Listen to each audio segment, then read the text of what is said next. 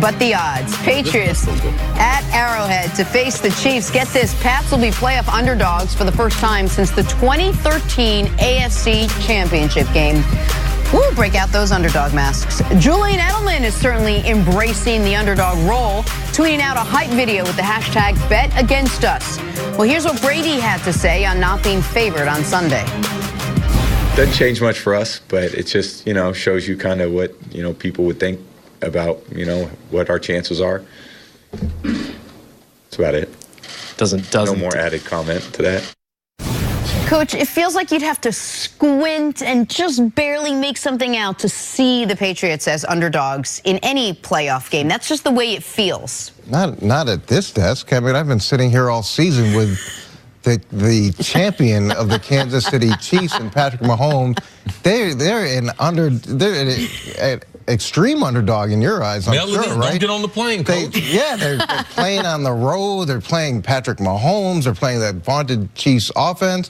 I mean, you probably are betting everything you have on this game. Well, you were encouraging me to bet. You told me to put my money where my mouth is. Based off of how strongly you feel about this team, push it all in. That's what I'm saying. Push it all in. All right, so we don't have to rehash the who ended up if we want to revisit all our Patrick Mahomes discussions. No, we should, because that's why they're underdogs. Okay, well, they're underdogs because they're on the road.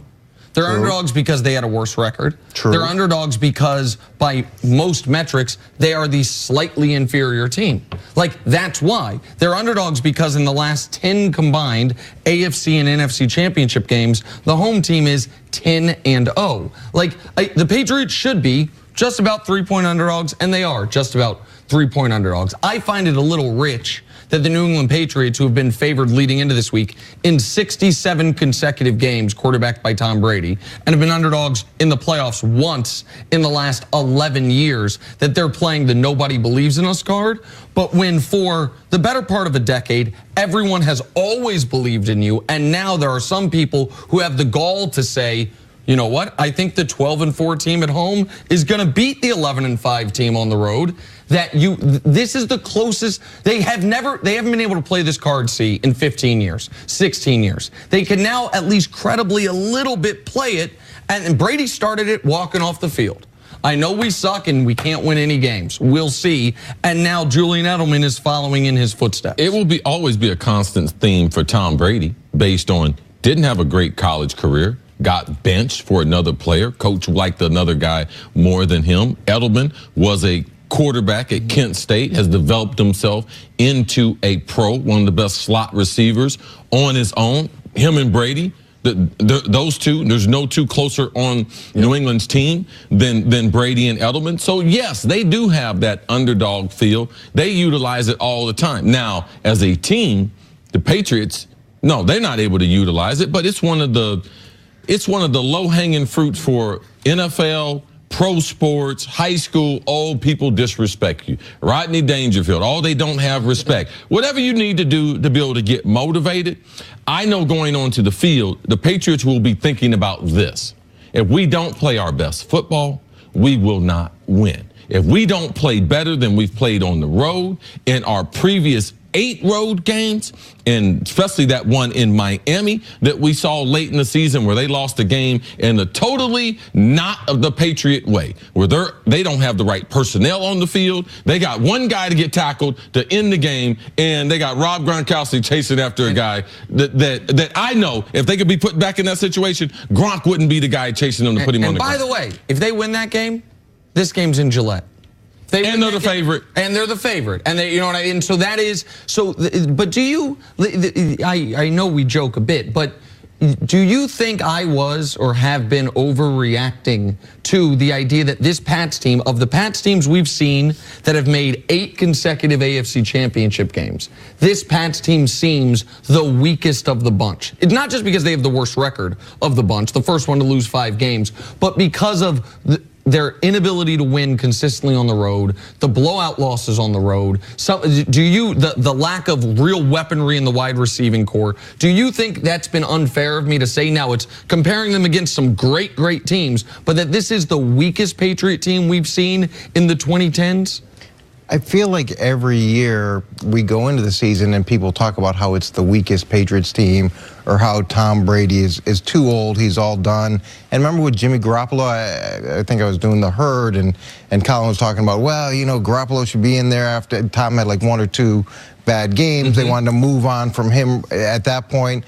You know, and as you look throughout the course of the season, whether it's Josh Gordon, who's there and now he's gone, and the receiving core isn't what it was supposed to be. Like, I get why they view themselves as the underdog, and there's been a lot of people who've talked about their demise and how they shouldn't be where they are. So it makes sense why they're taking that approach. Why do you think they're underdogs in this game? Forget being on the road. Well, I do think that the matchup against this offense for anybody is incredibly challenging. Yes. You saw what Patrick Mahomes did in the second half of the game in Gillette. He made one mistake in the first half that really hurt the team, and hopefully he's learned from that. And they're explosive. They're explosive, and defensively, Kansas City is playing better. And New England hasn't played as well on the road as they have at home. So all those things come into play, and look, I think you should bet the gold chain that you have around your neck and whatever chain, Coach. And whatever other cash and put it in. Well, all right, you worry about my personal finances at another day. Well, I'm trying to help you. Okay, I do remember us sitting here, and I was very surprised to hear it from you the day after that Pats-Chiefs game, and you said if they play again, if they play in the playoffs in Kansas City, that Chiefs team can beat the Pats team, and you think would be favored to beat that Pats team. We are now getting that game, and that has been proven out to be true because you saw things in that game that made you more encouraged about Kansas City, a team we didn't know exactly who they were yet because it was so early in the season, than necessarily about New England, even though New England hung 43 on them and got the win. I was very impressed with how New England was able with the red zone defense to slow them down early. But then after that, it was just they just ran out of time. I mean, for them to be able to come back and have the lead late in the fourth quarter in that game, yes, it took him because I know Belichick, he don't have an answer for that speed. I know the things that hurt the principles of that defense. And if Kansas City can run the football, it will terrify them because they are already committed to a certain number of people to coverage. All right? I'm not going to rush the passer. If I'm the Kelsey side, I'm going to jam him. If Kelsey's all the way outside the numbers, they had Hightower all the way outside the cavity of the defense to be able to jam him and then get back into coverage. Those types of things Bill Belichick hates to do, and they are facing that. And that quarterback, it's not the formations. That quarterback's ability to be able to make plays with his arms and ultimately with his legs, I believe that's how Kansas City has the edge. Kansas City should be the favorite. They're very, very talented, and some of the things that they do, they really hurt the principles of what New England would like to do. All right, Coach, stick around. Got to take a break. Coming up, which Hall of Famer is comparing Nick Foles to Tom Brady? It's not me. The answer next on First Things First. Not me.